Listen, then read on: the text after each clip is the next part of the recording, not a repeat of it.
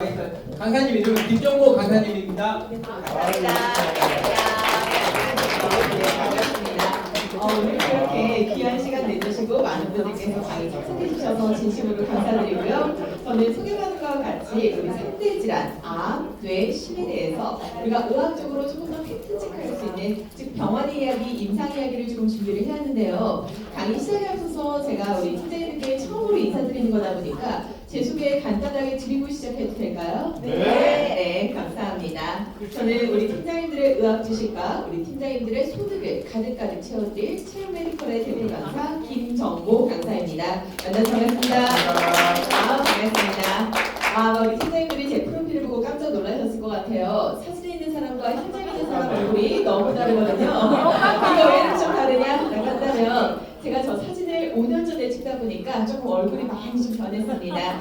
그래서 제가 매달 돈 벌 때마다 조금씩 고치는 데 쓰고 있거든요. 그래서 다음 달에 보면 또 다른 얼굴이 되어 있습니다. 매달 얼굴이 조금씩 달라지는 좀 노력한 인간이구나, 노력한 강사구나라고 생각해 주시면 감사할 것 같고요. 비록 사진에 있는 사람과 현장에 있는 사람, 얼굴은 많이 다른 사람이 많지만 안에 쓰여있는 경력사항들의 변함없는 저라는 거 다시 한 번 더 강조드리면서요. 저는 이렇게 강사로 활동하기 전에 병원에서 간호사로 근무를 했습니다. 우리 고객들께서 수술받으러 오시는 정형외과에서도 근무를 했었고요. 암, 뇌, 심, 중증 질환을 조기에 진단받게 되는 건강검진센터에서도 근무를 했었고요. 마지막으로 근무했던 곳은 우리가 암을 진단받고 암을 치료받으러 오시는 국립암센터에서 근무를 했었는데요. 제가 암센터에서 근무했습니다 라는 경력상 아래쪽에 조그맣게 이상한 영어 막 적어놓은 거 혹시 보이시나요? 저 영어가 무엇이냐 라고 한다면 우리 요즘에 고객들 만나시면은 항암제, 어떤 항암제 이야기 많이 하시죠? 표적 항암제, 면역 항암제 이런 이야기 많이 하실 거라 생각합니다. 저희 병원에서는요 그런 약들을 보고 과거에는 어떤 약이에요? 새로 나왔습니다. 신약 이렇게 설명드리고 있는데 이런 신약들은 나오자마자 바로 환자분들에게 처방되는 게 아니라 임상연구 들어보셨죠? 이런 임상연구를 충분히 거친 후에 환자분들에게 사용되다 보니까 저도 2019년도까지는 국립암센터에서 이런 표적항암제, 면역항암제 함께 연구했던 사람으로서 강의 시작에 앞서서 질문 한 가지만 드리도록 할게요. 우리 팀장님들 고객들 만나시면 도장 분석 해보시죠. 그 도장 분석을 했을 적에요. 내가 만나는 고객들은요. 2대 질환 진단비라고 합니다. 뇌혈관 질환 진단비, 허혈성 심장 질환 진단비 이거 두 개를 가지고 있는 고객들의 비율이 높으신가요? 아니면 없는 분들의 비율이 더 높으신가요? 그렇죠. 없는 사람이 좀 더 많다라고 대답해 주셨는데 이 말인 즉슨 우리가 만나는 대다수의 고객들은요. 이 2대 질환 진단비가 나오기 이전인 2018년도 이전에 마지막으로 보험을 가입했겠구나 라는 것을 우리는 어렴풋이 알 수가 있는데 한 가지만 더 여쭤볼게요. 그럼 18년도 이전입니다. 2010년대 초반이에요. 그건 2000년대 초중반입니다. 이 당시에 저희 암센터에서 암을 치료하는 방법과 지금 현재 2025년도에 저희 암센터에서 암을 치료하는 방법은 동일할 거라 생각하십니까? 아니면 손바닥 뒤집듯이 완전히 바뀌어버렸을까요? 그게 바로 정답입니다. 제가 이런 말씀을 왜 드리냐면요. 우리 고객들 만나시면 보험 리모델링 필요합니다. 바뀌어야 됩니다. 라는 말씀 많이 해주실 텐데 물론 보험 상품이 좋아져서 라는 이유도 있겠지만 사실상 보험이 바뀌어야 되는 이유는요. 근본적으로 따지잖아요. 병원에서.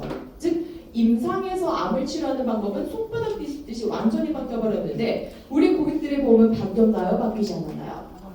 고객들의 보험 바뀌지 않았습니다. 과거 치료법에 맞는 보험 상품을 가지고 계시면서 나는 2025년도에 암 걸렸으니까 최신 암 치료 받아야지 이러다 보니까 치료 방법과 보장 범위안의 간극 때문에 보험을 가입했음에도 불구하고 돈이 없어서 치료비가 부족해가지고 치료 포기하시고 결론적으로 사망하시는 분들 아직까지 저희 암센터에 너무나도 많거든요. 이런 비극적인 일들을 막아주시고 예방해주신 역할이 여기 계신 우리 팀장님들의 역할이 아닌가라는 말씀을 드리면서 오늘 저는 이런 병원 이야기를 조금 많이 준비해왔습니다. 암, 뇌, 심 순서대로 병원의 치료 이야기를 조금 전달드리도록 할 거고요. 우리 팀장님들께서 원하는 강사는 1번 많은 지식을 주는 강사, 2번 최대한 빨리 끝내주는 강사 몇 번이세요? 약속하신 거 아니시죠? 2번이라고 말씀해 주셨는데 좋습니다. 제가 1번과 2번 둘 다 할 수 있도록 핵심 내용 포인트만 콕콕 집어서 최대한 빨리 쉬는 시간 없이 빨리 끝내는 거 어떠실까요? 네, 원래 제가 2시간 강의지만요. 쉬는 시간 없이 진행을 해서 1시간 반 이내에 끝내드리도록 하겠습니다. 여유로운 점심시간 약속드리면서 바로 한번 시작해보도록 할 텐데요. 제가 먼저 제 소개드리면서 과거 치료와 현재 치료가 완전히 바뀌었습니다 라는 말씀을 드렸는데 이런 이야기를 고객들과 나누실 적에 우리 친구들 말씀에 가장 큰 힘을 실어줄 수 있는 자료 하나 소개드리도록 하겠습니다. 앞에 보이시는 자료는 무슨 통계라고 하나요? 암 환자의 5년 생존율 추이 통계입니다 라는 통계인데 이 통계는요 숫자가 중요한 게 아닙니다. 이 통계 안에 숨어져 있는 내용을 해석해 주시는 게 가장 중요합니다 라는 말씀을 드리면서 어떤 내용이 숨어져 있는지 지금부터 설명드리도록 하겠습니다. 팀장님들 맨 왼쪽에 노란색 그래프 보이시죠? 저 노란색 그래프는요 우리나라 90년대 초중반의 5년 생존율을 의미합니다. 저 당시에는 내가 안 걸렸다라고 하면 5년 뒤에 나는 살아있을 확률이 높아요? 돌아가실 확률이 훨씬 더 높습니까? 돌아가실 확률이 더 높았었거든요. 그러다 보니까 저희가 암이라고 하는 질병을 바라볼 때는 암이 꼴은 죽음이구나. 암이 꼴은 사망이네. 사망보장, 진단보장, 주기한보장만 잘 가입돼 있으면요 보험 가입 잘하셨네요 라고 말씀드릴 수가 있었고요. 마찬가지로 저희 의료진들의 입장에서도 멀쩡하던 사람이 갑자기 암을 진단받으셨대요. 저희 센터에 들어오시면 살아서 나갑니까? 사망해서 나갑니까? 대부분이 사망해서 나가다 보니까 저희도 이런 환자분들을요 저희가 감히 통원으로 치료할 거는 상상조차 하지 못했어요. 이 당시에 당연히 암 환자는요 한 달이고 두 달이고 쭉 입원해서 치료하던 게 당연하던 시절이다 보니까 우리 모든 보험 상품이 예전에는 입원 위주로 혹은 진단 위주로 큼직큼직한 보험 기능을 이루던 게 틀렸다라는 게 아니라 그 당시에는 그런 상품들이 맞았다라고 말씀드릴 수가 있겠는데 문제는요 지금 20-30년 만에 우리나라 암 환자 5년 생존율 몇 %포인트가 상승했대요?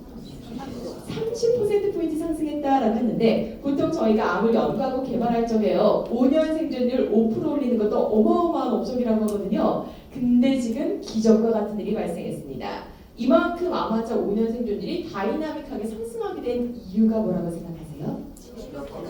정답이죠. 치료 기술의 발전입니다. 우리 90년대는 상상조차 할 수 없었던 표적 항암제, 면역 항암제, 중입자 치료, 양성자 치료 이런 것들이 끊임없이 쏟아지면서 예전 같았으면 시한부입니다라는 얘기를 들었던 사람이 이제는 치료해봅시다. 끝까지 치료하는 상태로 바뀌고 있습니다. 더 이상 암은 죽는 질병이 아니고요. 저희 교수님들도 외래 초신할 때 이런 말씀하십니다. 환자분 암 처음 진단받고 많이 놀라셨죠? 근데 요즘 암 치료는요 우리 환자분이 생각하시는 것처럼 머리카락 다 빠지고 구토하고 이렇게 죽어가면서 치료하지 않습니다. 삶의 질 굉장히 좋게 저희가 편안하게 치료 도와드릴 거고요. 암은 이제 더 이상 죽는 병이 아니거든요. 고혈압, 당뇨, 고지혈증처럼 경험하는 질병입니다. 가지고 사시는 만성질환입니다 라고 말씀을 드리고 있는데 문제는요 우리 혈압당뇨 치료할 때 입원해서 치료하세요? 통원하십니까? 통원하시잖아요. 암 치료도 마찬가지로 변했습니다. 올해 아산병원에서 발표한 2023년도에 아산병원에서 치료받은 환자분들의 암 환자 치료 통계, 주요 통계를 발표했는데 놀랍게도 23년도에 암 환자의 92.8%가 입원했다고 합니까? 통원했다고 합니까? 통원했다고 하거든요. 근데 이 통계가요 한 10년 전, 20년 전으로 다시 거슬러 올라가면은 이거 92%가 입원이었습니다. 이거 정확하게 반대였거든요. 대부분이 입원 치료했었고 통원 치료하는 사람들은 10%에 그치지도 않았습니다. 근데 지금 20-30년 만에 치료 트렌드가 완전히 바뀌면서 입원 위주가 아니라 통원 위주의 치료가 암 치료의 근간, 패러다임으로 잡히고 있고요. 안타깝게도 사실 우리 고객들은 최근에 암 치료를 받지 않고서야 이런 것들을 잘 아실까요? 모르실까요? 잘 모르시는 분들이 많으시거든요. 여전히 암 치료는 병원에서 입원해서 치료하겠지라는 생각을 가진 분들이 많으시다 보니까 저는 이런 이야기를 고객들과 처음 시작할 적에 이런 우리 사회적인 생태 얘기를 좀 해주셨으면 좋겠거든요. 우리 팀장님들 혹시 SRT 타고 수영 가보셨어요? 네. 수영 가보시면은요. 저도 지방 사람이라서 수영 타고 처음 갔을 때 환자분들이 사람들이 막 뛰더라고요. 저도 같이 뛰고 싶잖아요. 뛰어가 보니까 다 어디에 줄 서 있어요? 셔틀버스, 삼성병원 가는 셔틀버스, 아산병원 셔틀버스 이런 데 가시는 분들 싹 다 뭐예요? 싹 다 암 환자입니다. 입원시켜드리지 않거든요. 이런 것들이 우리가 트렌드가 되다 보니까 요즘에 환자방이라든지 암 요양병원 이런 이야기가 나올 수밖에 없는 게 암 치료가 더 이상 입원하지 않습니다. 통원합니다 라는 말씀을 드리면서 왜 지금 20, 30년 만에 통원과 입원이 정확하게 반대로 바뀌었는지 보여드리도록 할게요. 아마 우리 세자님들 독성항암제, 표적항암제, 면역항암제 1, 2, 3세대 항암제 약의 기전에 대해서는 너무 많이 들으셨을 것 같아서 저는 그 기전은 따로 설명드리지 않겠습니다. 대신 저는 간호사다 보니까 투약 시간을 조금 봐주셨으면 좋겠는데 맨 위에 1세대 독성항암제 오른쪽에 투약 시간 한번 보실게요. 1세대 독성항암제는 주사 맞는 시간이 몇 시간이래요? 48시간이었거든요. 그러다 보니까 저희가 항암제는 며칠마다 치료를 받아야 되냐라고 한다면 한 사이클이 3주입니다. 3주마다 오셔서 병원에서 항암 치료를 받으셔야 되는데 3주마다요 1세대 항암제 맞으실 적에는 최소 2박 3일에서 3박 4일 정도 입원이 필요했습니다. 이렇게 직장 생활하시면서 2주마다 3주마다 2박 3일, 3박 4일 입원하시면은요 일반적으로 직장 생활 하실까요? 못 하실까요? 당연히 못하죠. 직장 그만뒀었고요. 삶의 질 정말 많이 떨어졌습니다. 암 치료는 거의 죽은 것 같다라고 생각할 수밖에 없었는데 아래쪽에 보이시는 우리가 신약이라고 표현하는 표적항암제와 면역항암제 보겠습니다. 표적항암제 사진 보시면은요 주사제예요? 아니면 먹는 약입니까? 먹는 약이거든요. 저희가 신약이라고 하는 것을 개발할 적에는 이 암 치료 받는 사람들의 삶의 질도 굉장히 중요하겠구나 라는 것을 고려해가지고요. 표적항암제의 80%가 싹 다 먹는 약입니다. 우리 혈압약 당뇨약 드실 때 입원해서 드세요? 통원하시면서 드십니까? 통원하시면서 드시는 거거든요. 그래서 저희 표적항암제 한 사이클치 처방해드립니다. 한 달치 약을 한꺼번에 처방해가지고요. 입원 처리해드리지 않고요. 통원으로 처리합니다. 한 달치 약값 얼마 정도 할 것 같으세요? 최소 500에서 많게는 1000만 원 넘어가는 분들이 있습니다. 이런 것들 저희가 외래로 치료하다 보니까 교수님들이 먼저 물어보거든요. 환자분 이제 암 치료 시작하셔야 되는데 혹시 보험 가입해놓은 거 있습니까? 라고 여쭤보면은 열의 9명은 보험 있다고 할 것 같으세요? 없다고 할 것 같으세요? 열의 9은요. 교수님 저 보험 가입하고 있습니다 라고 당당하게 말씀하시는데 나와서 저희가 확인해 보잖아요. 암 진단비 얼마 받아오실까요? 2천만 원, 3천만 원 받아오실 거고요. 항암방사선 약물치료비 얼마 받아요? 100만 원에서 200만 원, 300만 원 정도 받아오시더라고요. 요거 다 합쳐도요. 항암치료 2~3달밖에 못 버텨요. 이런 말씀 저희가 이거 부족합니다 라고 말씀드리면 환자분들이 그 다음으로 제일 많이 꺼내는 옵션이 뭔지 아세요? 간호사님 괜찮아요. 저 실손보험 있거든요. 실손 처리하면 됩니다 라는 말씀을 하시는데 저희 간호사들이 단호하게 잘라드립니다. 환자분 죄송하지만 암치료 실손보험으로 된다 안 된다? 안 됩니다 라고 말씀해 드리는 이유가 아마 1세대부터 4세대 실손 변천사는 저보다 저희 팀장님들께서 훨씬 더 잘 알고 계실 거라 생각합니다. 저는 이 안에 변화 과정 중에서 조금 봐주셨어 하는 부분이 이 보장 한도 빨간색으로 친 부분인데요. 우리 실손보험이라고 하는 상품이 제일 먼저 만들어졌던 시기가 1990년도였습니다. 90년도 당시에는 암 치료하실 적에 제가 통원하는 분들이 많았대요. 무조건 입원이었대요. 무조건 입원이다 보니까 이 실손보험이라고 하는 거 만들어진 것 자체가 통원을 위해서 만들어진 상품이 아닙니다. 입원 위주로 만들어진 보험 상품이다 보니까 실손보험의 입원 한도는 어때요? 5천만 원에서 많게는 1억까지 우리 넉넉하게 암 치료를 받을 수 있는 분들이 꽤나 계신데 문제는 통원 한도입니다. 통원 한도는 많아봤자 얼마래요? 20만 원, 30만 원에서 끊기다 보니까 이래서 저희가 암 치료는 실손으로 부족합니다 라는 말씀을 드리고 있는 거고요. 이런 부분들에 대해서 고객님들한테 전달하실 적에는요. 저는 이렇게 말씀해 주셨으면 좋겠거든요. 맨 위에 있는 문구 같이 한번 읽어보도록 하겠습니다. 시작! 고객님의 암보험은 첨단 치료까지 다 보장이 되나요? 라고 터치해 주셨으면 좋겠는데 제가 왜 첨단 치료 터치해 주세요 라는 부탁을 드리냐면은 저희 암센터에서 진행하는 치료를 크게 두 가지로 나눕니다. 첫 번째 치료는요 표준 치료라고 말씀드리고요. 두 번째 치료법을 제가 앞에 적어놓은 첨단 치료예요 라고 소개해 드릴 수가 있겠는데 왜 저희가 첨단 치료와 표준 치료를 나누고 있냐면요. 요즘에 산정특례 제도 들어보셨죠? 이런 제도 너무 좋은 제도다 보니까 국가의 제도입니다. 우리 웬만한 고객들도 아실까요? 모르실까요? 웬만한 고객들도 한 번씩은 들어보셨거든요. 그래서 이런 말씀하는 고객들도 실제로 계시더라고요. 국가에서 산정특례 제도 해준다는데 5%만 내면 된다는데 굳이 암보험을 뭐 몇 천만 원까지 몇 억까지 가입해야 해야 되나요? 이런 질문하는 고객들한테 저는 이렇게 답변 드립니다. 암 치료는 두 가지가 있거든요. 뭐랑 뭐가 있다? 표준 치료와 첨단 치료로 나눌 수가 있겠는데 저희가 말하는 국가제도 이 산정특례라는 제도는요 두 가지 치료 중에 어디에만 해당합니까? 표준 치료라고 해서 아주 기본적인 치료를 말합니다. 예를 들어서 제가 위암에 걸렸어요. 위암 세포를 떼내기 위해서 수술해야 되는데 표준 치료 즉 산정특례 제도 받으려면요 여기에서부터 여기까지 2, 3cm, 20cm에서 30cm 열어야 돼요. 개복해서 암세포 떼내잖아요. 산정특례 5% 혜택을 받을 수가 있겠는데 요즘에 암 걸리면 5년 뒤에 나는 살아있습니까? 돌아가십니까? 나 살아있을 거거든요. 내 몸에 부작용을 크게 남기는 치료 받고 싶지 않습니다. 첨단 치료 받을래요? 로봇 수술 선택하는 순간 이런 애들은 산정특례 되는 거래요? 안 되는 거래요? 안 됩니다. 제가 실제로 제 암센터에서 제가 스캔 도와드렸던 환자분의 영수증 한번 보여드리도록 할 건데요. 이 영수증 주인공 오늘 얼마 수납하고 가십니까? 530만 원 수납하고 가시거든요. 이 영수증의 주인공은요 92세 어르신이세요. 할머니셨고요. 세 번째 암을 진단받은 케이스입니다. 유방암에서 시작해가지고 폐로전이 됐다가 뼈까지 전이 된 케이스인데 예전 같았으면 이런 사람한테 치료하자고 했을까요? 시한부 선고했을까요? 예전 같았으면 무조건 시한부였겠죠. 근데 요즘에는 이 사람 지금 면역항암제 처방받으신 영수증이거든요. 끝까지 치료합니다. 면역항암제 주사 시간 30분 만에 끝나다 보니까 그냥 병원에 상주받아 오셔서 영양제 30분 받고 가는 느낌으로 이런 식으로 치료가 가능하다 보니까 나이 상관없이 병기 상관없이 끝까지 치료하고 있는 게 트렌드 중에 하나인데 문제는요 저희 간호사들끼리 농담으로 이런 말을 해요. 자 제가 라인 끈 거 보이시죠? 요 줄을 따라 가지고요 좌측으로는 천국이고요 우측으로는 지옥이다 이런 농담을 저희 간호사들끼리 하거든요. 왜 저희가 천국과 지옥이다 라고 말씀을 드리냐면은 지금 이분 영수증 산정특례 된 거 같으세요? 안 된 거 같으세요? 되긴 됐어요. 산정특례 됐는지 안 됐는지 확인하는 방법 알려드리겠습니다. 산정특례는 모든 항목의 5%가 되는 거예요. 급여 중 일부 본인부담금만 됩니까? 급여 중 일부 본인부담금만 되는데 이 좌측 부분만 되다 보니까 우리 환자분들과 보호자분들은 아래쪽에 합계 보이시죠?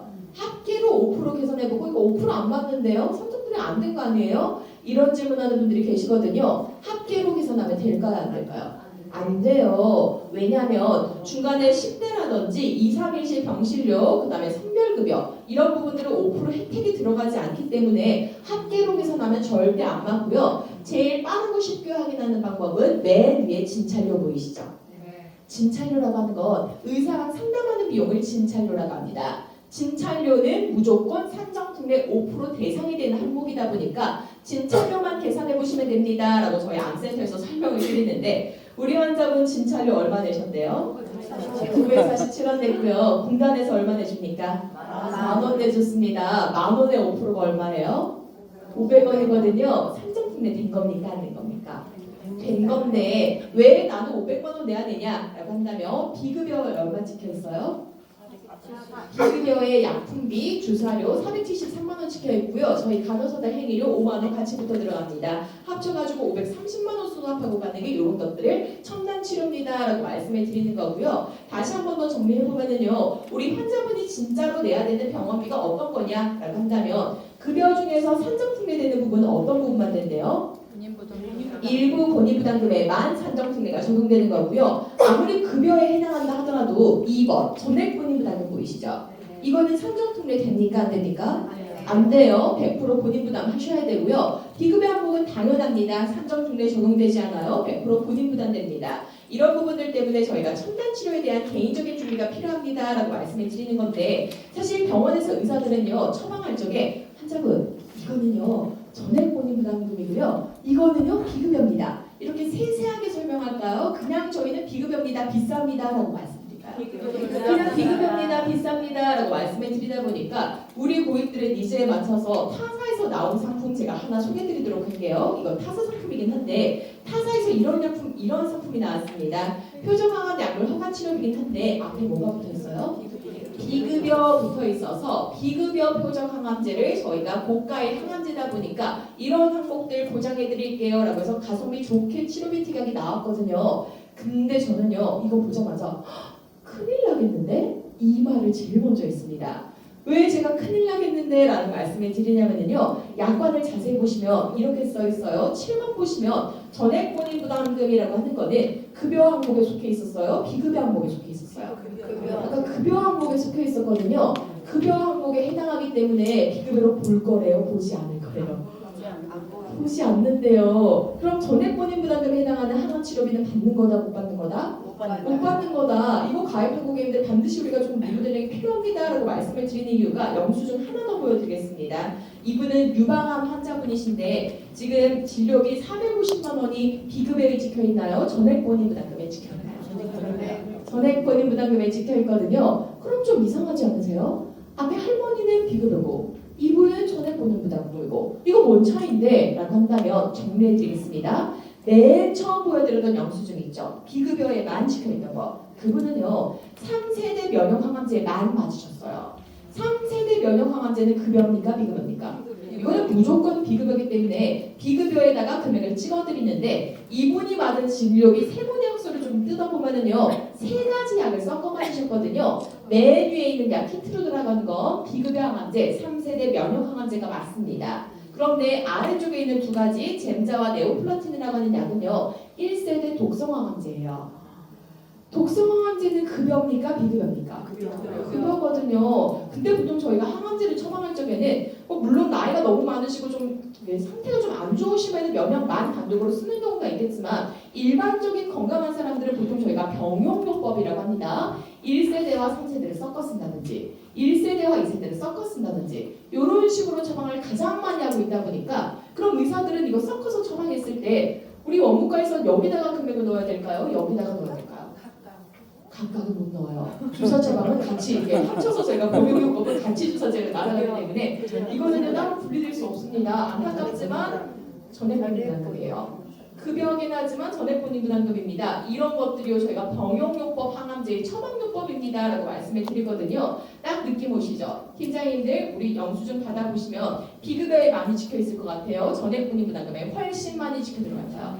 전액 본인 부담금에 훨씬 많이 찍혀 들어가거든요. 그래서 제가 앞에 그 비급여부터 있는 거 좀 문제가 될 수 있다라고 말씀을 드린 거고요. 지금 저희 삼성화재에서 하이클래스 암 특정 치료비라고 하는 가성비 좋은 상품이 나왔습니다. 우리 기존의 특정 치료비도 사실 좋다는 거 많이 알고 계신데 문제는 뭐예요?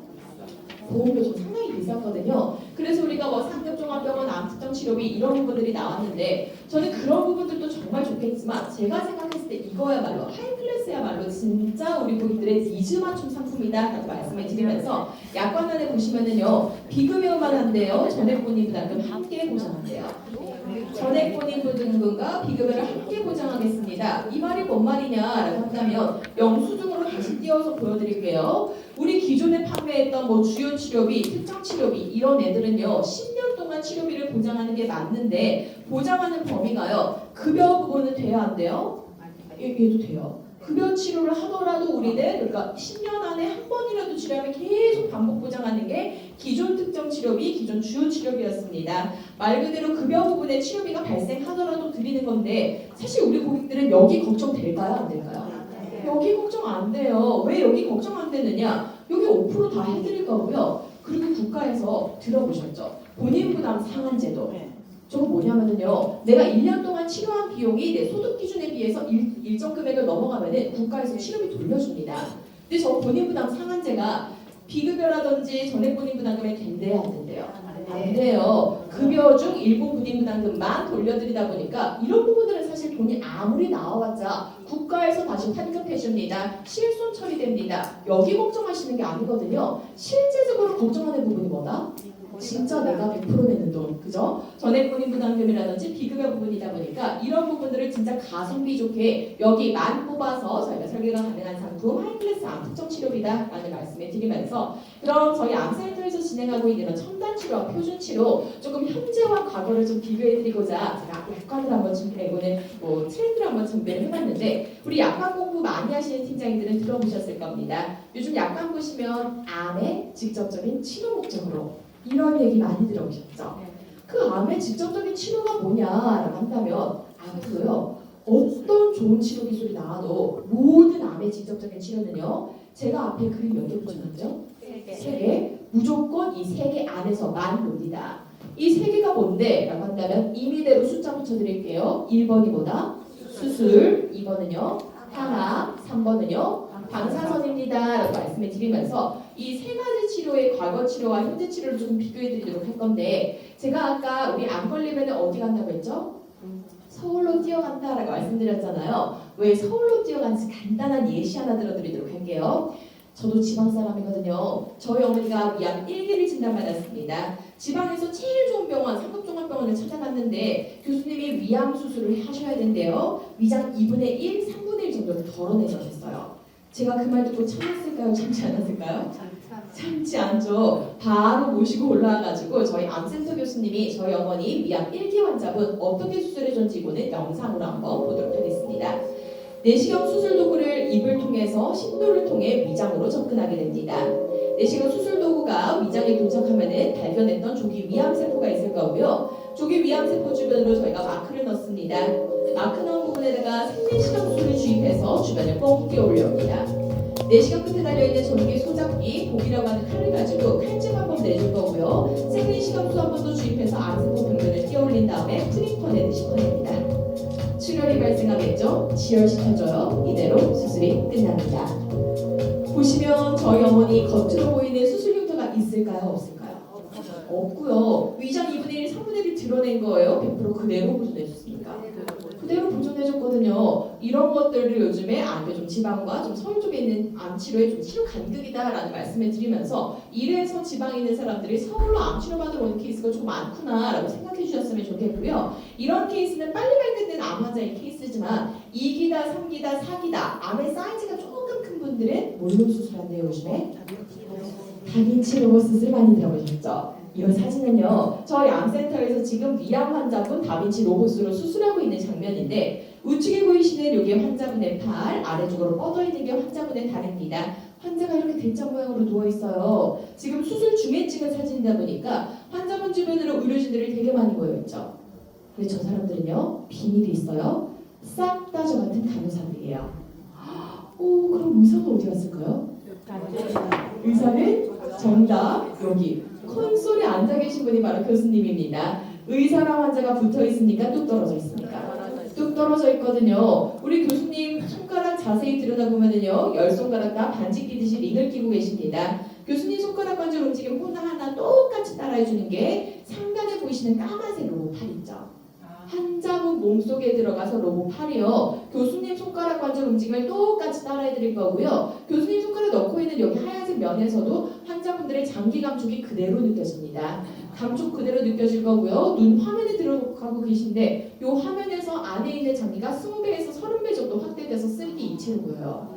내가 직접 그 안에 들어가 있는 것처럼 수술할 수 있는 것들을 다빈치 로봇 수술이다라고 말씀드리는 거고요. 언젠가 우리나라 병원과 병원 간의 환자 데이터를 주고받을 수 있는 시스템만 적용되게 되면은 환자는 광주에 누워 있어요. 수술은 서울 아산병원, 서울 삼성병원 콘솔에 앉아서 교수님이 수술을 집도합니다. 그런 시대를 열어준 것을 다빈치 로봇 수술이라고 하는데 이거 문제가 뭐래요? 비싸다. 왜 이렇게 비싸냐? 저도 암센터 근무할 때 환자분들이 워낙 컴플레인을 많이 하시기 때문에 똑같이 한번 설명드려 볼게요. 자, 이 수술 이름이 뭐라고 했죠?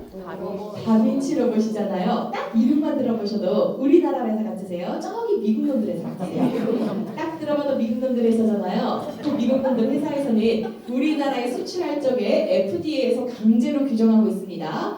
우리 교수님 앉아 계시는 콘솔은 여러 번 써도 되는데 우리 환자분 몸속에 들어갈 팔 있죠? 이 팔은 너무 섬세한 로봇이라서 한 번 쓰고 버리라고 해요. 아이고 그 팔은 얼만데 한 번 수술할 때 팔 4개가 필요해요. 팔 한 개당 200만 원씩 합니다. 저희 병원의 입장에서도 로봇 수술할 때마다 800짜리 기계를 꺼내야 되다 보니까 그래서 800부터 시작하는 거고요. 의사 치료 재료대 행위료 이런 것들 더해지니까 얼마부터 불러요? 그래서 저희가 1,000만 원부터 부르는 거거든요. 이런 말씀 드리니까 어떤 환자분이 저한테 이런 말씀도 하셨어요. 간호사님 저는 괜찮아요. 저는 괜찮으니까 앞전에 썼던 사람한테 저는 괜찮으세요. 진짜 이렇게 말씀하시는 분들 계시거든요. 이렇게 부탁받으면 제가 부탁 들어드릴 수 있을까요? 없을까요? 죄송하지만 안 돼요. 왜 안 되는데 팔마다 시리얼 넘버가 붙어 있어서 한 번 듣던 걸 또다시 끼잖아요. 콘솔이 작동을 안 해요. 그렇게 똑똑하게 만들어진 게 첨단 수술입니다. 다빈치 로봇 수술입니다. 라고 말씀드리는 거고요. 이런 부분들 때문에 저희가 보장해드리는 티가 이름이 뭐죠? 다빈치 로봇 수술 티가 가시죠? 팀장님들 문제가 생겼어요. 뭐 문제인데? 라고 하면은 우리나라에도 똑똑한 과학자들이 많아요? 없어요? 있어요. 우리나라에도 똑똑한 놈들이 많거든요. 우리나라의 똑똑한 의과학자들이 그대로 다빈치를 카피해서 만들었습니다. 레고아이 로봇 들어보신 분들 계실 건데 이 레고아이 로봇이 뭐냐라고 한다면 다빈치랑 생김새라든지 작동 원리, 작동 기법 다 똑같습니다. 딱 하나 차이점이 메이드 인 어디다? 코리아다. 우리나라에서 만들어냈다 보니까 비용이 40% 정도 저렴합니다. 지금 세브란스 병원에 다빈치 로봇이 10대 들어가 있고요. 레고아이 로봇이 3대 들어가 있습니다. 교수님이 이렇게 말씀하실 거예요. 환자분 암 수술 받으셔야 되는데요. 제가 미국산 로봇으로 수술하면 1,000만 원이고요. 국내산 로봇으로 수술하면 600만 원이래요. 우리 고객들은 보험 가입하실 때 막 체각 하나하나 막 공부하면서 가입해요. 그냥 통으로 가입하십니까? 통으로 가입하는 분들이 조금 더 많으시잖아요. 그래서 나 옛날에 보험 가입했을 때 우리 팀장님이 나한테 로봇 수술하면 돈 나온다고 했던 것 같은데 기왕이면 조금이라도 싼 국내산 로봇 해야지 선택하는 순간 다빈치 티가 보장될까요? 안 될까요? 안 돼요. 아시죠? 왜 안 되는데? 라고 한다면 다빈치 로봇 수술 지각을 보시면은요 정확하게 다빈치 로봇의 숙각 코드 QZ961번인데 우리는 다빈치 로봇의 이 숙각 코드 받아보시는 수술을 보장합니다 라고 표현하고 있고요. 다빈치의 숙각 코드와 레고아의 숙각 코드 같을까요? 다를까요? 당연히 비용이 다르면 숙각 코드가 다릅니다. 같을 수가 없거든요. 그럼 이런 부분들을 우리가 어떻게 해소할 것인가? 라는 질문을 던졌을 때 저는 이런 부분들에 대한 답변을 암 실손보험이라고 설명드리거든요. 암 특정 치료비예요. 우리 많은 팀장님들께서 특정 치료비의 장점을 10년 동안 반복 보장할 수 있다. 요것만 생각하시는데 사실 저는 암을 연구하고 개발하는 곳에서 근무했던 사람으로서 얘의 가장 큰 장점은요. 10년 보장보다도 훨씬 더 중요한 게 약관 한번 보시도록 할게요. 우리 특정 치료비에서 말하는 암의 직접적인 치료는요. 1번이 뭐래요? 수술. 2번이 뭐래요? 약물 치료. 3번이 뭐래요? 방사선 치료고요. 플러스 알파로 말기암 환자분들하는 호스피스까지도 직접 치료를 인정하겠다라고 말을 하다 보니까 요거 제외하고 나면은요. 수술, 항암, 방사선을 보장하는 치료이다 보니까 이 수술이라고 하는 개념 안에는 다빈치 돼야 돼요? 돼요? 레고아이 될까요? 안 될까요? 돼요.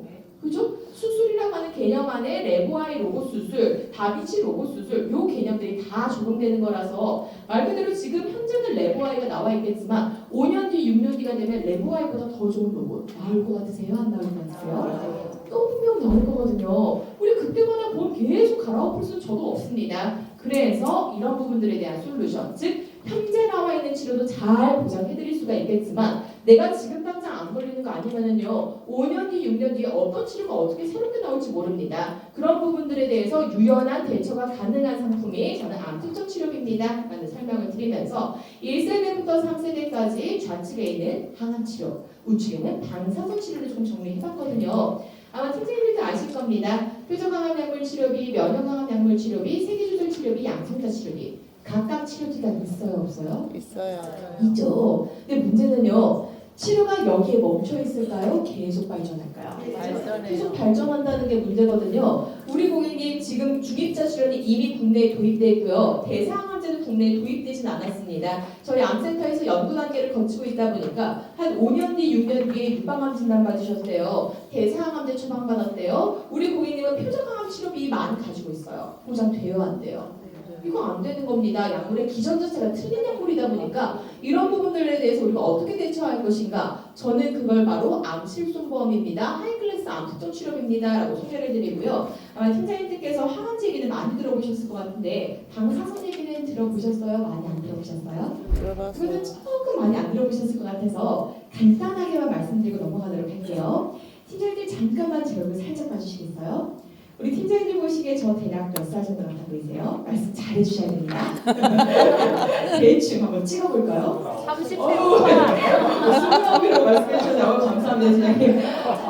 솔직히 우리 팀장님, 너무 감사합니다. 팀장님들 솔직히 정보면은요 한 40 중반, 좀 좋게 보면 좀 40 초반 요 정도 보시더라고요. 근데 근데 믿기지 않겠지만 제가 중학교 때 한약을 좀 잘못 먹어서 중학생 때부터 이 모양 이 꼴이었고요. 놀랍게도 아직까지 30대 중반밖에 안 됐어요. 정확하게 말씀드리면 89년생 뱀띠예요.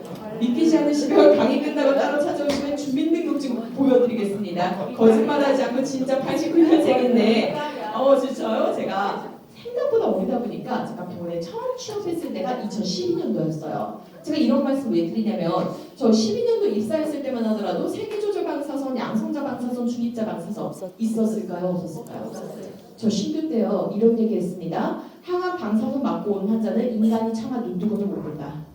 저희가 이런 말을 왜 했냐면 그 당시에 방사선은요 1세대 방사선 말 그대로 세계가 전혀 조절되지 않았습니다. 그냥 암 환자분들 여기 맞고 오잖아요. 피부가 시커멓게 타서 오거든요. 방사선 화상 입은 환자분들을 제가 정형외과 간호사다 보니까 정형외과 간호사들이 그거 화상 드레싱 해드렸습니다. 화상 드레싱에서 실 맞은 연고 발라드리고 웹 드레싱 꺼서 교체해드리고 이런 게 저희 직업이다 보니까 와 진짜 방사선 치료는 인간이 받을 게 아니구나. 침샘까지 다 태워버려가지고요. 입에서 침이 안 나와요. 식사를 못 하십니다. 진짜 앙상한 나뭇가지처럼 말라 죽어가던 게 제 기억 속에 있던 방사선 치료 환자분들이신데 요즘 그렇게 피부 태우는 방사선 있을 것 같으세요? 없을 것 같으세요? 없어요. 팀장님들 제가 팁 하나 드리겠습니다. 2세대 방사선 세계조절 방사선 보이시죠? 이거 급여일 것 같으세요? 비급일 것 같으세요? 이거는 무조건 급여예요. 이거 무조건 급여라서요. 저희 병원에서 교수님들이 환자분들한테 그냥 방사선 치료합니다 라고만 말씀을 하시지 세계조절 방사선 합니다 라고 굳이 설명하진 않거든요. 근데 요즘에 인체에 쓰고 있는 방사선은 무조건 무슨 방사선이다? 세계조절 방사선입니다. 이거는 급여 적용되는 항목이기 때문에 앞으로 혹시라도 우리 고객들이 팀장님 저 암 진단 받았는데 방사선 치료한대요. 이런 말씀 하시면은 방사선 치료비 특약만 받아들여야 될까요? 세계조절 치료비 특약 같이 챙겨드려야 될까요? 이거 같이 챙겨드려야 됩니다. 요즘 인체에 쓰고 있는 방사선은 무조건 세계조절 방사선이고요. 그럼 1세대 방사선은 어디로 사라졌냐? 라고 한다면 혹시 방사선 수술 들어보셨어요? 방사선 수술 이름이 감마 나이프, 사이버 나이프라고 표현하거든요. 그런 수술할 때만 저희가 1세대 방사선을 쓰고 있습니다. 즉 우리가 인체에 쓰는 급여 방사선, 세계조절 방사선으로 트렌드가 완전히 바뀌다 보니까 방사선 치료기에서 입원시키지 않습니다. 안타깝게도 양성자 중입자는 아직까지 급여가 좀 제한적이다 보니까 이런 부분들 때문에 저희가 특정 치료비 필요합니다 라고 말씀드리는 거고요. 이런 치료 기술들 들어보면 이제 안 걸리면 죽을 것 같아요? 안 죽을 것 같아요? 그쵸? 안 걸려도 마치 영생할 수 있을 것 같은데 너무 이상한 통계 하나만 더 보여드릴게요. 이 통계는요 올해 발표된 우리나라 사람들의 사망 원인 통계입니다. 너무 이상하지 않으세요? 그죠? 사망 원인 1위가 뭐예요? 요즘이 암이고요. 이 남색 그래프가 이거 암 사망률인데 암 사망률이 80년대 90년대 암 사망률이 높아요. 지금 암 사망률이 훨씬 높으니까 지금 훨 높거든요. 이거 대체 어떻게 된 노릇이냐? 라고 한다면 그죠?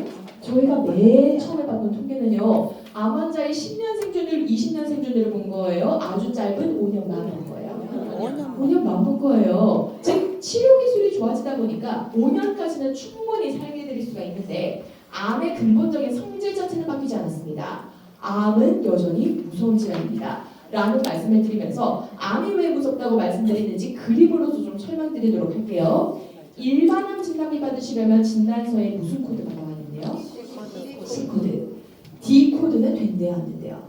안 된다고 하잖아요. 그럼 병원에서 의사는 어떤 기준으로 C와 D를 구분하는데 라고 한다면 D코드의 가장 특징적인 특징은요. 지금 돌연변이 세포를 싸고 있는 캡슐 보이시죠? 이 캡슐을 저희가 피막이라고 표현을 합니다. 캡슐 안에 쌓여있는 병들은 무조건 D코드 양성 종양이에요. 얘네들은 왜 진단비를 안 드리냐라고 한다면 이거 치료 어떻게 하면 될까요? 그렇죠? 그냥 수술방에 들어가서 캡슐만 그대로 도려내면 깨끗하게 완치가 가능합니다. 이런 애들을 낭종, 근종, 혈관종이라고 부르는 거고요. 수술비는 챙겨드릴 수 있지만 진단비, 일반암 진단비는 아닙니다 라고 말씀드리는 건데 반면에 C코드 악성 종양 보실게요. 얘들은 싸고 있는 캡슐이 있어요? 없어요? 캡슐이 없죠. 그래서 저희가요 아무리 빨리 발견했다 하더라도요 C코드는 암세포만 떼내는 게 아니라 정상세포까지 이런 식으로 광범위하게 절제합니다. 우리 딴에는 많이 떨어냈다라고 생각했는데 아래쪽에 하나 삐쭉 튀어나와 있는 거 보이시죠? 이 하나가 실제로 얼마나 작냐면요. 볼펜으로 점 하나 딱 찍어보시면 작은 점 하나가 보이실 건데 그 보이시는 점의 100분의 1 사이즈가 암세포 하나의 사이즈입니다. 인간의 눈으로 보일까요? 안 보일까요? 안 보이고요. 이런 암세포들은요. 우리가 수술하고 나서 항암 방사선 할 때는 겨드랑이 림프절, 목 림프절, 상태 림프절 이런 데 숨어서 잠을 잡니다. 활동하지 않아요. 비활동성으로 가만히 잠을 자다가 항암이 끝났네, 방사선이 끝났네 어떻게 보여요? 다시 활동을 시작합니다. 이런 것들이 암세포의 상징이 되다 보니까 안타까운 통계 하나만 더 보시도록 할 건데 7대 주요 암 전이율이라고 해요. 우리나라 사람들한테 많이 생기는 암이거든요. 대장암, 위암, 유방암, 자궁암, 전립선암, 고해감이라고 합니까? 일반암이라고 합니다. 일반암이라고 합니다. 즉 우리나라 사람들한테 원발하는 암은 대부분 일반암에서 많이 원발하는데 전이 되는 부위 보실게요. 어디로 제일 많이 전이 되는데요? 폐, 뼈, 간. 폐암, 뼈암, 간암은요 일반암이라고 해요. 돈 많이 드는 고해감이라고 합니다. 고해감 부위로 전이 되거든요. 왜 하필 이렇게 돈 많이 들고 치료가 어려운 데로 전이 되냐라고 한다면 제가 아까 암세포가 어디에 숨어 있다고 했죠? 림프절이나 혈액 속에 숨어 있다고 했거든요. 우리 몸에서 혈액 공급이 제일 많아서 치료가 어려운 장기들이 폐, 뼈, 간이에요. 혈액 공급이 많다 보니까 그만큼 암이 전이될 가능성이 가장 높은 장기들이 이렇게 치료가 어려운 장기들인데 10년 전만 하더라도 우리 보험업계에서 지금처럼 치료비 컨설팅이 있었습니까? 없었습니까? 없었어요. 아마 그때 당시에도 영업하셨던 분들이 계셨다면 기억하실 거예요. 그 당시에 암보험의 트렌드는요. 일반암은 일반암 따로 돈 많이 드는 암 고해감 따로 가입하자라고 해서 우리 고객님 일반암 진단비 3,000에 고해감 진단비 5,000만 원 가입된 고객님들 이런 분들 보장 분석하다 보면 많이 만나볼 수도 있을 겁니다. 우리 고객님이 18년도에 유방암 진단 받으셨대요. 일반암 받으셔야 돼요. 고해감 받으셔야 돼요. 일반암 받으시는 거거든요. 일반암 진단비 받고 소멸됩니다. 5년 후에 완치 판정 받았습니다. 23년도에 완치 판정 받고 일반인과 다름없이 살아가고 있었는데 올해 갑자기 허리가 너무 아프시더래요. 이거 디스크인가 싶어서 정형외과 가서 엑스레이 찍어보니까 뭐래요? 뼈에서 암이 보인대요. 그럼 지금 뼈에서 암이 발견됐으면 우리 고해감 진단비 받으실까요? 못 받으실까요? 못 받아요.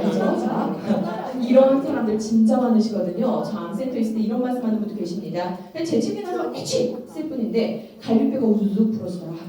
골프 치러 가서 그냥 탁 휘둘렀을 뿐인데 우두둑 부러지더라. 이런 사람들 검사해보면 다 뭐예요? 뼈전이거든요. 그럼 뼈전이는 이거 받을 수 있냐 없냐 따졌을 적에 제일 중요한 거는 암세포 조직 검사 결과입니다. 지금 어디에서 암이 발견됐죠? 허리뼈에서 암이 발견됐거든요. 미세바늘 색친 검사라고 해서 기다란 바늘 집어넣어서 저희가 암세포의 조직을 흡수합니다. 흡인해내가지고 조직 검사를 넣어봤을 때 저희가 뼈에서 생기는 원발암을요 쌀코마라고 표현을 합니다. 한국말로 육종암이라고 표현을 하는데 조직 검사해보니까 육종암이래요. 이거는 고해감 진단비 받아요 못 받아요? 100% 받아요. 아무 문제 없이 받을 수가 있습니다. 의사도 진단서에다가 뼈의 원발암 C50 코드를 써줄 건데 문제는요 조직 검사를 해보니까 뼈에서는요 칼시노마라는 성분의 암세포가 생길 수가 없어요. 칼시노마는 유방에서만 생깁니다. 근데 이 사람 뼈에서 칼시노마가 나왔네?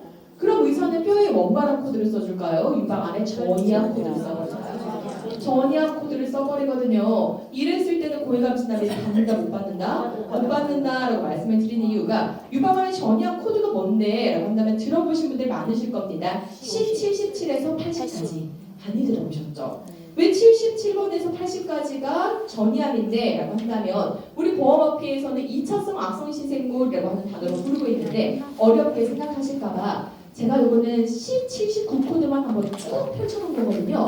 앞에 보시면 다 영어랑 숫자는 뭘로 시작해요? C79로 시작하는데 뒤에 점 찍어놓고 소수점 숫자가 바뀌면서 장기 부위가 바뀝니다. 심장, 방광, 피부, 뇌, 신경뼈, 골수 다양한 부분이 들어가 있는데 똑같은 단어로 끝나요. 1차성 악성신생물이래요. 2차성 악성신생물이래요. 2차성 악성신생물 즉 우리 방금 전에 케이스 보셨잖아요. 유방암 세포가 허리뼈에서 발견된 사람은 진단서에 어떤 코드 받아오냐라고 한다면 C79.50 코드 보이세요?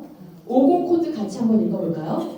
뼈의 2차성 악성신생물 즉 뼈에 뼈에서 암이 발견되긴 했는데 원바람이다 아니면 딴 데서 넘어온 2차입니다. 2차. 다른 데서 넘어온 2차입니다. 이런 코드 받아오면 왜 고해감 진단비 못 받는데? 라고 한다면 안보장 유의사항에 이런 문구가 들어가 있거든요. 77번부터 80번까지는 원바람이 아닙니다. 2차암이다 보니까 어떤 부위를 기준으로 보장하겠다?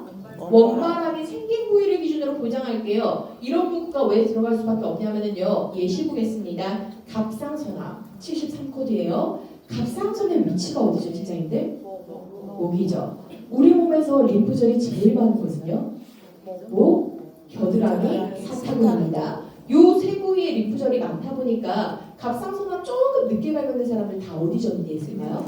목 림프절 타 있거든요. 그럼 의사는 진단서를 쓸 적에요. 진단 코드를 하나만 넣지 않습니다. 두 가지 넣어줄 거예요. 주상병 C73 갑상선암이라고 써놓을 거고요. 아래쪽에다가 부상병 C77 림프절의 2차성 악성신생물 이렇게 코드 넣어주는데 우리 이런 사람한테 림프암 환자라고 불러요? 갑상선 암 환자라고 부를까? 우리 갑상선 암 환자라고 부를 거고요. 치료하는 방법도 림프암에 준해서 치료하는 게 아니라 갑상선 암에 준해서 치료하게 됩니다.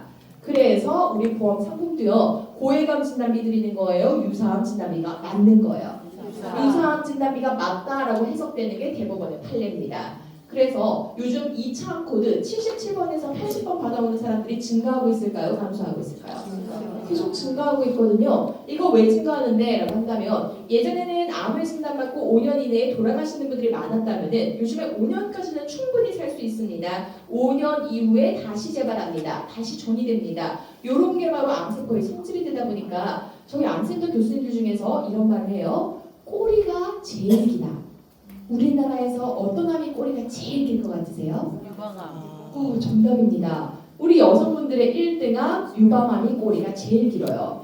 왜 유방암의 꼬리가 기냐라고 한다면 제가 암센터에 근무할 적에 미국 암센터도 한번 갔었거든요. 미국 암센터에서 유방암 센터에 가면은요 100발의 할머니들 누워 계세요. 근데 우리나라 암 환자분들 어때요? 유방암 센터 가면은 딱 우리 또래 30대, 40대, 50대 비교적 환자분들이 젊습니다. 워낙 기대 여명이 많이 남아있다 보니까 5년 이후에 또다시 재발합니다. 또다시 전이됩니다. 꼬리가 너무 깁니다. 이런 것들이 바로 여성분들의 1등암, 유방암이 되다 보니까 절대암은 이제 5년만 생각해서는 안 되고요. 얼마나 오랫동안 치료받아야 되냐 이런 부분들을 고려하셔서 보험을 준비하셔야 되는데 우리 유방암센터 교수님들이 국가를 상대로 청원 넣고 있어요. 산정특례 원들레 몇 년이에요? 5년이잖아요. 제발 유방암 환자만 되면 몇 년으로 늘려달라? 10년으로 늘려달라. 이런 게 요즘에 국민청원에 계속 올라올 만큼 암은 이제 더 이상 5년만 즉 한 번 치료받고 뚝딱 이게 아니라 얼마나 오래 치료받느냐 이런 것들을 고려하셔가지고 제가 사례 한 가지만 준비했거든요. 처음 암을 진단받았습니다. 수술하시고 항암하실 거예요. 첫 진단에는 진단비 나와요 안 나와요? 당연히 나오겠죠. 항암방사선 약물 치료비라든지 암 수술비도 지급될 거고요. 만약 우리 고객께서 특정 치료비 가입하셨다면 이때부터 처음 수술하는 날로부터 해서 특정 치료비가 1년 개시가 됩니다. 항암 치료는 보통 제가 3주마다 한 사이클이 돌아옵니다. 즉 한 사이클을 한 달로 생각해 주시면 되는데 보통 최소 8사이클에서 10사이클 정도 도셔야 되거든요. 8개월 정도 10개월 정도 걸린다는 건데 문제는 8개월 10개월 만에 뚝딱 끝날까요? 아니요. 절대 뚝딱 못 끝납니다. 왜 못 끝나냐? 오늘 제가 항암 주사를 맞으러 왔는데 피검사 먼저 하셔야 됩니다. 피검사에서 백혈구 수치가 낮대요. 오늘 항암 저를 받을까요? 못 받을까요? 그냥 집에 가셔야 돼요.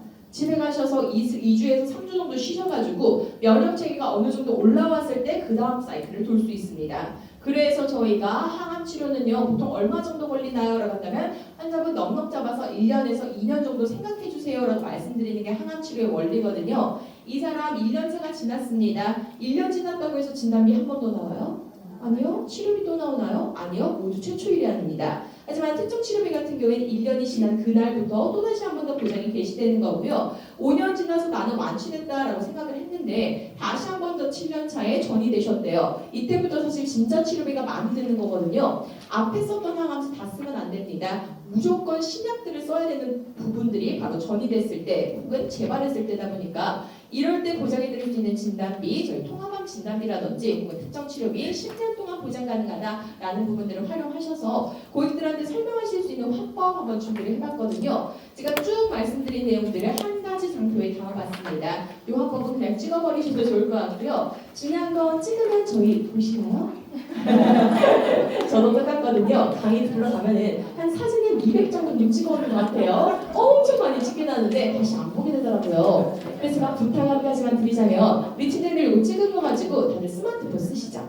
스마트폰에 보면 녹음 기능이 있습니다. 녹음 기능 딱 틀어놓으시고요. 딱 한 번만 따라 읽어주세요. 딱 한 번만 내 목소리로 녹음해 주시고요. 왔다 갔다 하시면서 이동하는 시간에 그냥 빈 시간에 반복해서 일주일 정도만 듣다 보면 나도 모르게 이런 그게 좀 고급진 이런 전문 용어라든지 의학 용어들이 툭툭 튀어나올 것이다 라는 말씀을 드리면서 이 화법 조금 정리해 드리자면요. 요즘 암 치료는 오래 사느냐가 중요한 게 아니라 어떻게 사느냐, 삶의 질이 굉장히 중요해졌습니다. 우리가 삶의 질이 높은 치료는요, 첨단 치료라고 불러가지고 급여 인정이 되지 않거든요. 플러스 입원시켜드리지 않다 보니까 우리 실손보험은 입원 치료 중심으로 만들어져 있습니다. 암 치료에 적합하지 않다라는 말씀을 드리면서 제대로 된 암보험 가지고 저희가 적합한 컨설팅 도와드릴 수 있습니다. 라는 방법 자신 있게 사용해 주셨으면 좋겠고요. 우리 파트를 조금 넘어가서 혈관 질환 파트 조금 터치해 드릴까요? 네. 감사해요. 좀 힘드시겠지만 우리 한번 쭉 한번 기지를 볼까요? 좋습니다. 우리 아침부터 강의 들으시면 너무 힘드시잖아요. 쉬는 시간 없이 달려오시느라 정말 힘드시겠지만 제가 진짜 간단하고 정말 좀 심플하게 병원 얘기 중에서 혈관 질환 얘기를 조금 드리도록 할 건데 혹시 팀장님들 앞에 보이시는 화면 어딘지 아십니까? 중환자실. 중환자실을 왜 붙여놨냐? 라고 한다면 궁금하더라고요. 지금 우리 병원 중환자실에 누가 누워있냐? 재원 리스트를 조회해봤는데 지금 우리 환자분들 보시면 남자 여자 막 섞여 있으시고요. 나이도 젊은 사람은 20대부터 30대, 많게는 89세까지 다양한 환자분들이 누워 계십니다. 근데 이 사람들이 여기 왜 누워 있냐라는 것을 따져봤을 때 진단명 한번 보실게요. 빨간색 글씨는 다 뭐예요? 뇌 아니면은 심장질환입니다. 심장은 왜 이렇게 없냐라고 한다면 심장은요 중환자실 문턱 밟는 것도 어렵습니다. 사망률이 워낙 높다 보니까 말 그대로 우리가 뇌심질환 컨설팅이 왜 중요한데라는 걸 따졌을 때 우리가 살고 죽고를 결정할 거고요. 살아도 온전하게 살지 못하는 케이스가 가장 많이 발생하는 것이 뇌와 심장질환입니다. 그럼 이 사람들은 어느 날 갑자기 출혈 터지고 어느 날 갑자기 심장이 멈췄냐라고 한다면 절대 아니거든요. 모든 질병의 시작은요 의사들이 이렇게 말합니다. 고혈압에서부터 시작돼요. 근데 중요한 건 우리 고객들 혈압약 드시는 분들 와 내가 진짜 중대한 약 먹고 있다 이렇게 생각하시나요? 별거 아니라고 생각하세요? 별거 아니다 생각하시거든요. 실제로 요 처방전에 고객님이 저한테 뭐만 드신대요? 혈압약 먹습니다 라고 하면서 보내주셨는데 요 처방전을 조금 해석해 드릴게요. 맨 위에 있는 애니디핀과 발사틴이라고 하는 약은요 혈압약이 낮아요. 맨 아래쪽에 있는 리피로우정이라고 하는 거는요 고지혈증 약이고요. 맨 아래쪽에 있는 페브릭정은 심지어 통풍약입니다. 우리 고객님은 고혈압 상병 하나만 가지고 있으신 거예요. 고혈압, 고지혈, 통풍까지 세 가지 상병을 가졌습니다. 세 가지 상병을 가졌거든요. 이 고객님은 저한테 거짓말하려고 한 걸까요? 아니면 본인도 모르신 걸까요? 몰라요. 이거 본인도 모르는 거예요. 이거 왜 본인도 모르는 사이에 세 가지 상병을 가진 유병자가 됐냐라고 한다면 의사 말이 그대로 맞습니다. 분명 이 사람의 시작은 고혈압 약부터 시작됐을 건데 고혈압이라는 것 자체가 혈액의 압력이 높습니다. 혈관벽에 무수히 많은 스크래치를 내거든요. 우리 손가락 발가락에도 상처 나면은 피가 나고 나서 뭐 앉아요? 딱지 앉죠. 우리 혈관 내벽에 생기는 딱지를요 조금 전문 용어 고급 용어로 혈점이라고 표현합니다. 혈점들이 계속 침착되면은 암을 지나다니는 혈액의 농도가 끈적끈적해집니다. 무슨 약이 추가됐을까요? 고지혈증 약이 추가되는 거고요. 고혈압, 고지혈을 같이 가지고 있다 보니까 큰 혈관 먼저 망가질까요? 얇은 모세혈관 실핏줄 먼저 망가질까요? 모세혈관 실핏줄이 먼저 망가집니다. 실핏줄이 어디 많은데 우리 인체에서 눈 그리고 심장입니다. 그래서 요산 들어보셨죠?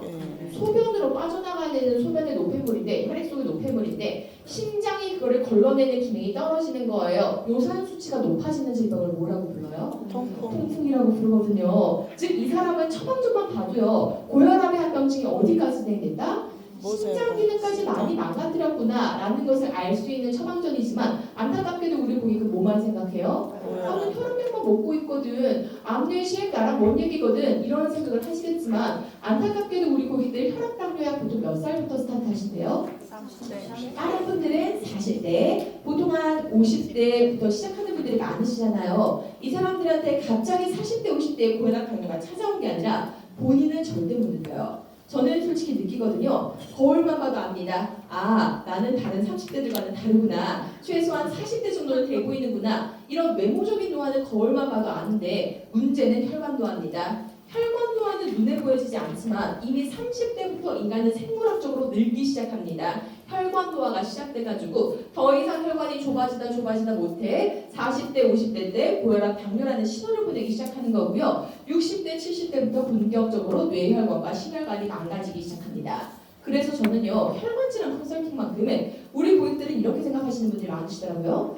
그냥 진단비만 있으면 되는 거 아니냐라고 생각하시는데 제가 병원에서 환자분들을 쭉 보니까요, 혈관 질환만큼은 절대 진단비에서 끝나서는 안 됩니다. 치료비라든지 수술비, 반복 보장 분명히 가능해야 되고요. 플러스 간병이라든지 후유장애까지 종합 컨설팅이 필요합니다. 라고 말씀드리는 이유를 지금부터 조금 본격적으로 설명드리도록 할 건데 앞에 보이시는 코드 혹시 보이세요? I60에서 6호까지 무슨 코드죠? 뇌혈관 질환 진단비인데 우리 요즘에 워낙 유병자 고객들이 많아지다 보니까 혈관 질환을 진단받는 환자분들의 트렌드 또한 바뀌고 있습니다. 13년도에 혈관 질환 진단받은 환자랑 23년도에 혈관 질환 진단받은 환자 수를 10년간의 증가율을 비교해 보도록 할 건데요. 맨 위에 제가 빨간색으로 칠해놓은 코드 보이시죠?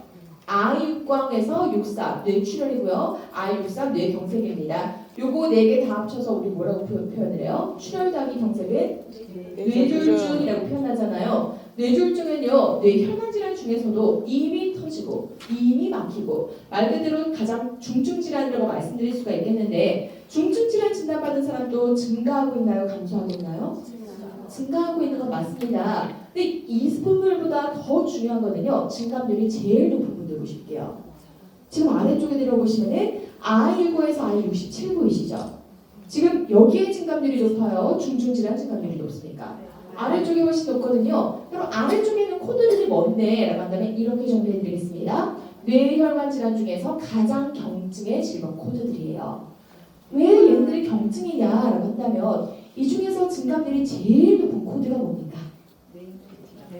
기타 240% 오른 게 I65 뇌경색증을 동반하지 않은 뇌전동맥의 폐쇄 협착이라는 코드거든요. 저 코드가 대체 뭐길래 환자 수가 이렇게 많이 증가하냐라고 한다면 힌트 드리겠습니다. 우리 팀장님들 혹시 경동맥 초음파 검사 들어보셨어요?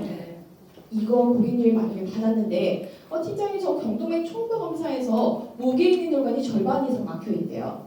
뇌혈관 질환 진단비 받을까요? 못 받을까요? 받아요. 정답은 받아요. 받아요. 오, 왜 받는데? 라고 한다면 많은 팀장님들께서 우리가 착각하고 계신 게 뇌혈관이라고 하면 머릿속에만 있다 생각하시는데 의학적으로 뇌혈관은 어디서부터 시작할까요? 목에서부터 시작합니다. 왜 목에서부터 시작하냐라고 한다면 심장이 어디 있어요? 가슴에 있어요. 심장에서 뇌로 혈액을 공급하려면 어디를 지나가야 됩니까? 목을 지나가야 돼요. 그래서 저희 병원에서는 목경자를 써서 경동맥이라고 부르지만 이거를 약관에서는 조금 꼬아가지고요. 뇌로 가기 전에 있는 무슨 동맥? 뇌전동맥과 경동맥은 같은 말입니다. 그럼 다시 한 번 더 우리 I65코드 같이 읽어볼까요? 시작! 뇌경색증을 동반하지 않는 뇌전동맥의 폐쇄 및 협착. 뇌경색이 왔다는 겁니까? 안 왔다는 겁니까? 안 왔어요. 동반되지 않았습니다. 뇌경색은 안 왔는데 뇌전동맥이 어디라고요? 목에 있는 경동맥이거든요. 경동맥이 폐쇄 및 협착이 뭔데 50% 넘게 막혔을 때 저희가 폐쇄 및 협착이라는 진단을 내립니다. 목에 있는 혈관 50% 넘겨서 막혔을 때 받아오는 코드가 I65 코드가 되다 보니까 전체 뇌혈관 질환 질병 코드 중에 가장 많은 증감률을 자랑하는 이유가요. 10년 전만 하더라도 경동맥 초음파 검사 받는 사람 흔했을까요? 흔하진 않았을까요? 그 당시에는 흔하진 않았거든요. 요즘에 워낙 건강관리에 대한 관심도가 높아지다 보니까 건강검진 받는 분들이 늘어났습니다. 경동맥 초음파 검사, 가성비 좋은 검사다 보니까 이런 검사들을 통해서 유고 코드 받는 사람들이 진짜 많이 증가했고요. 저는 이 코드 중에서 고객들 만나면 이런 말씀 드립니다. 고객님, 저한테 보험 가입하면 좋겠지만 혹시라도 저한테 가입하지 않는다 하더라도요. 앞으로 고객님이 살아가시면서 뇌혈관 질환 쪽으로 보험 가입하실 때 제일 중요하게 확인하셔야 되는 코드 하나가 있습니다.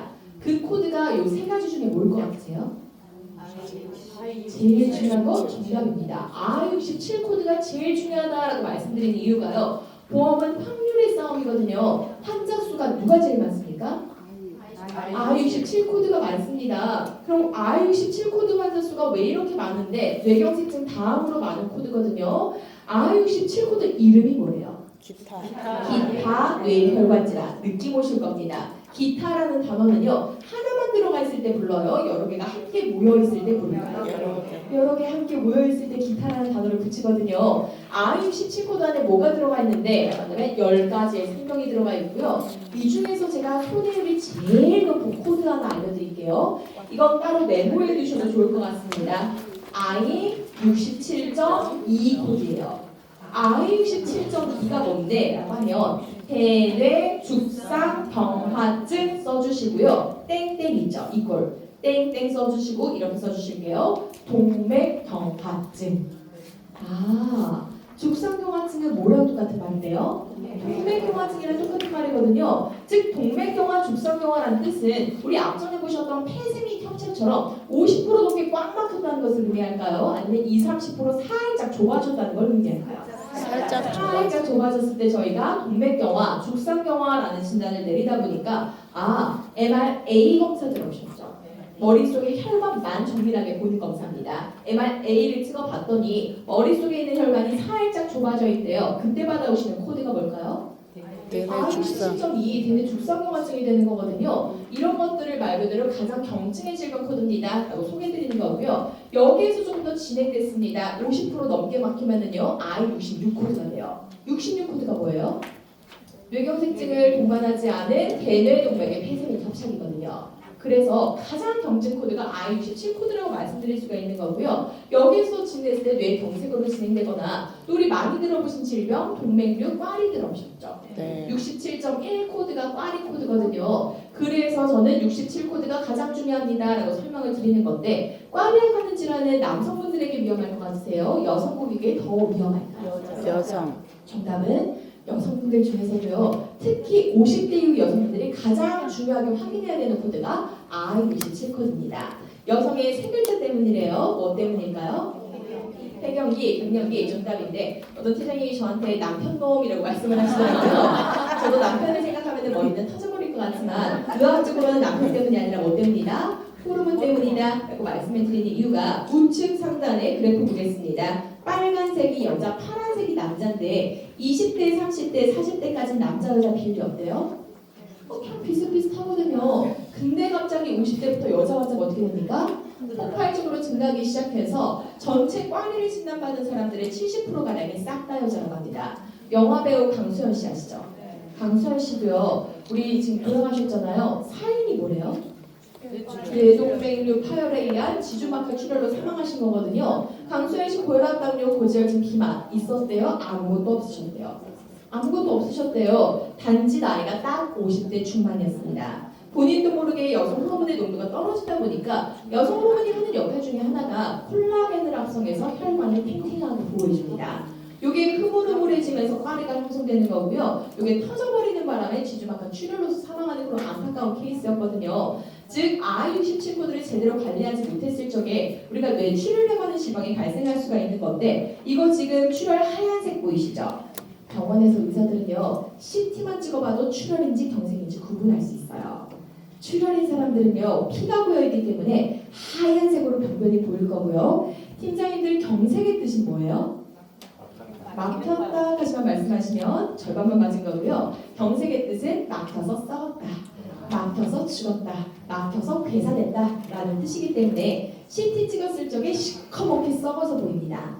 그래서 저희는 색깔만으로도 출혈이다, 경색이다 구분하게 되는데 이 사람은 어떤 색이에요? 하얀색이죠. 피가 고여있다라는 것을 의미하고요. 저희가 센티미터제 가지고 출혈량을 계산하는데 이 정도 되는 출혈량은 20cc가 넘어갑니다. 이거 치료 어떻게 해야 될까요? 그죠? 말리는 거는 5cc 미만이면은 그냥 약물로서 말릴 수가 있는데 보통 아이코드 터지면은요 5cc 다 넘어갑니다. 심장에서 뿜어져 나온 속도가 너무 빠르기 때문에 대부분은요 아이코드 내일성 뇌출혈로 터진 사람들은요 수술합니다. 수술 조금 무서워요. 두개골을 엽니다.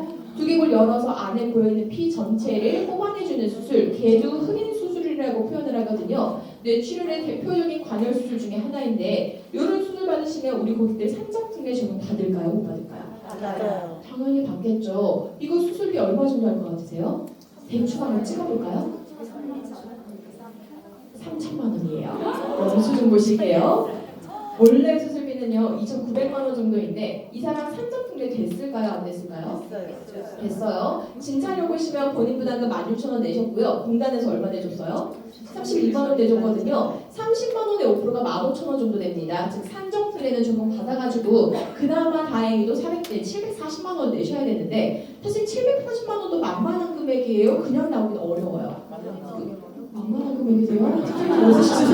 멋있으시네요. 저는 만만하진 않거든요. 저한테 어려운 금액이거든요. 절대 그냥 나올 수는 없습니다. 740만 원 어디서 나왔는데? 라고 한다면 비급여 한번 보시겠어요?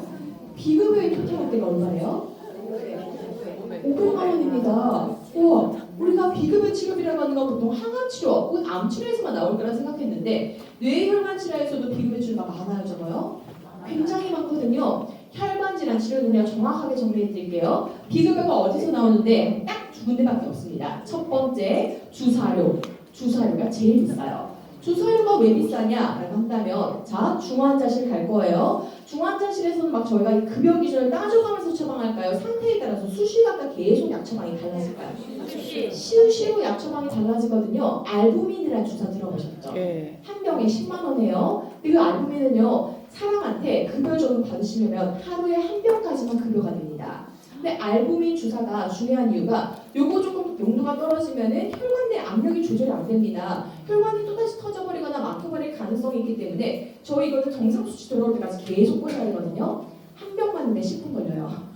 10분마다 10만 원짜리 약을 계속 걸면은요 20병만 걸어도 200만 원 지키는 거거든요. 중환자실에서는요 저희가 급여 기준 빠질 기준이 없습니다. 그냥 살리기 위해서 계속 약을 쓰다 보니까 비급여 주사비 처방이 제일 많으실 거고요. 또 이런 치료제를 넣을 때 저희가 이렇게 튜브 삽관하는 거 이런 부분들을 치료제로 들어갑니다. 이렇게 몸 안에 직접 집어넣는 상품들을 저희가 비급여 처방으로 넣고 있다 보니까 이런 부분 때문에 중환자실에 치료비가 많이 나오는 거고요. 이 사람 수술하고 나서 중환자실에서 회복되면 어디로 가요? 일반병실 갔다가 퇴원하실 거거든요. 퇴원하시는 모습 한번 보여드릴게요. 두개골 보이시죠? 두개골이 있어요, 없어요? 두개골이 없어요. 우리 좀 큰 병원 가보시면 환자분들이 머리에 하얀색 무슨 양파 망 같은 거 쓰고 다니는 환자분 보셨죠? 그분들 머리 열어보면 다 어때요? 이래요. 왜 이런 상태냐라고 한다면 우리 팀장님들도 쌍꺼풀 수술은 한 번씩 해보셨죠? 죄송해요. 저만한 거군요. 그러면 저처럼 쌍꺼풀 수술 한 사람을 보셨죠? 쌍수한 사람 보면은요 처음부터 막 예쁘게 잡혀서 나오던가요? 처음에는 퉁퉁 부어서 나와요. 점점 퉁퉁 부어 나옵니다. 인간의 시체에 똑같거든요. 칼을 댔다 메스를 댔다 출혈이 발생하는 순간부터 이거를 지혈하려고 하다 보니까 혈소판이 응집해요. 우리가 수분들이 응집합니다. 붓기가 차오르는 건데 쌍꺼풀 수술만 해도 그렇게 퉁퉁 붓는데 머리 여는 수술의 붓기는 어떨까요? 너무 심각합니다. 이거 바로 두개골 닫아버리잖아요. 뇌압이 안에서 미친듯이 상승해서 안에 있는 걸 다 터져버립니다. 절대 바로 못 닫아요. 그럼 이거 어떻게 하는 건데? 라고 한다면 두개골을요. 우리 난자 얼린다, 정자 얼린다 이렇게 들어보셨죠? 똑같이 냉동 보관해드려요. 두개골 냉동 보관 해놨다가 뇌에 와서 계속 검사합니다. 뇌압과 뇌파가 안정되고 나면은 최소 6개월에서 오래 기다리는 사람들이 1년 넘게 기다립니다. 뇌압, 뇌파 다 안정되면 그때 뭐 하셔야 돼요? 개두 보건술 다시 머리뼈 붙여줘야 되잖아요. 근데 중요한 거는 암 환자는 산적특례가 몇 년 된대요? 뇌실은요? 30일 한 달이죠. 자, 이거 머리 닿는 수술, 두개골 보건술을 얼마 정도 할까요? 저렴하겠죠. 그래도 아까 여는 수술이 3천만 원이었으니까 절반밖에 안 합니다. 닿는 수술은 1,500만 원이거든요. 근데 오히려 환자는 얼마 내야 된대요? 900만 원 내야 돼요. 아까 여는 수술보다 더 비싸거든요. 왜 더 비싸냐라고 한다면 자, 산적특례 됐는지 안 됐는지 계산해 볼게요. 진찰료 본인 부담금 얼마예요? 본인 부담금 13,000원, 공단에서는요? 얼마 원? 산적특례 해준 거예요? 안 해준 거예요? 안 해준 거예요. 왜 안 해주는데 30일에 끝나고요. 뇌 심질환으로 산적특례 한 번 더 받으시려면요 새로운 질병분들을 받아오셔야 돼요. 지금 이 사람 뇌출혈이잖아요. 똑같은 질문 코드로 똑같이 경과관찰 하다가 새로운 치료가 일어났을 때는요 30일 연장 안 됩니다. 이 사람이 다시 뇌경색이 왔다. 새로운 질병이 왔다. 그래서 새롭게 치료했다. 그러면 또 다시 30일을 드릴 수가 있겠지만 똑같은 코드로 계속 치료했을 때 30일의 한계입니다.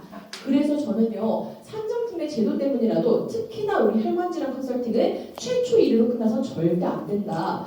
방금 보셨던 케이스는 제가 2번 수술한 케이스만 보여드렸는데 사실 진짜 큰 사람들은요 중간에 한 번 더 수술해요. 개두 감압술이라고 해가지고 압력 빼주는 수술이 한 가지 더 있거든요. 이거 수술 2차 수술, 3차 수술, 4차 수술 계속 하는 분들이 많다 보니까 절대 진단이 한 번으로서 끝나서는 안 된다. 반복 보장 가능한 수술비라든지 치료 담보가 반드시 필요하다라는 말씀을 드리면서요. 마지막으로 뇌혈관 질환 코드에 있어서 정말 중요한 질병 코드 63 코드 보겠습니다. 뇌경색증이 10년 전이든 지금이든 어때요? 환자 수가?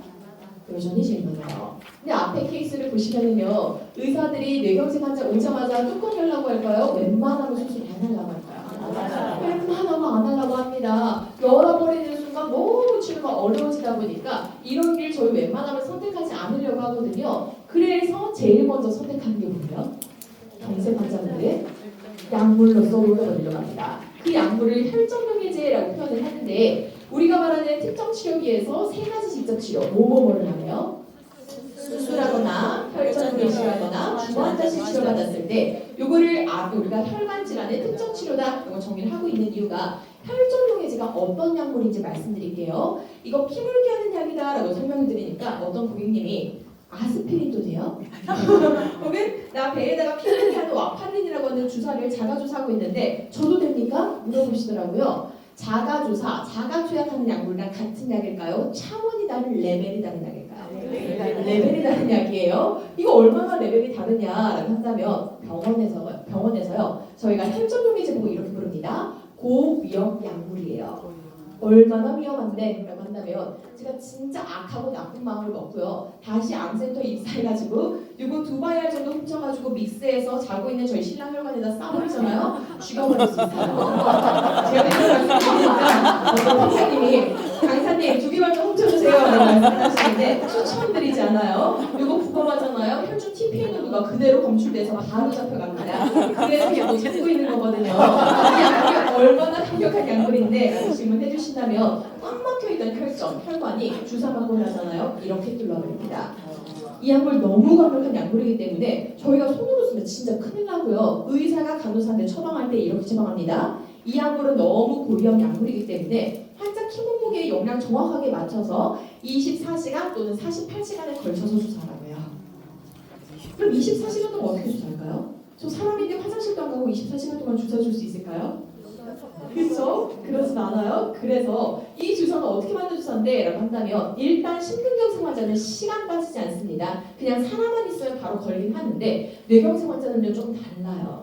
시간을 꼼꼼하게 따집니다. 4시간 30분 지나서 너무 늦게 넣었을 때는요 방금 제가 말씀드린 것처럼 뇌출혈이라든지 다른 장기 출혈 때문에 오히려 상태가 악화될 수 있거든요. 4시간 30분 이후에 온 사람들은 수술 막 하셔야 되는 거고요. 이 전에 온 사람들만 쓸 수 있는 게 혈전용해제인데 손으로 쏴버리면 죽습니다. 절대 손으로 못 쏘고요. 중환자실 가보면 환자분들 침대에 이런 기계 달려있는 거 보셨죠?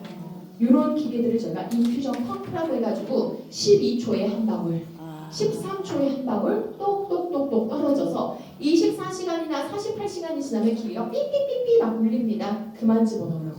환자 큰일 난다고.